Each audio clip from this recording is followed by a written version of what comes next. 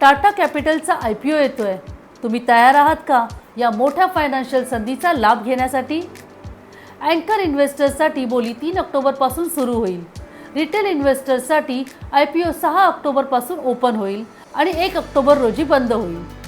Shares demat खात्यात जमा होण्याची तारीख 10 ऑक्टोबर आणि लिस्टिंग तारीख 13 ऑक्टोबर आहे। या IPO मध्ये एकूण 47.58 कोटी शेअर्स आहेत, त्यापैकी 21 कोटी नवीन इश्यू आणि 26.58 कोटी शेअर्स ऑफर फॉर सेलमध्ये आहेत। प्रत्येक शेअरची फेस व्हॅल्यू ₹10 आहे आणि अंदाजे IPOचा आकार ₹17,000 कोटी आहे। टाटा कॅपिटल ही टाटा सन्स लिमिटेडची वित्तीय सेवा शाखा आहे, जी 2007 मध्ये स्थापन झाली।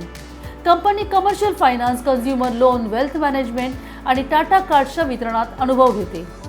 त्यांच्या प्रमुख उपकंपन्यांमध्ये Tata capital housing finance limited आणि टाटा सिक्युरिटीज लिमिटेड यांचा समावेश आहे।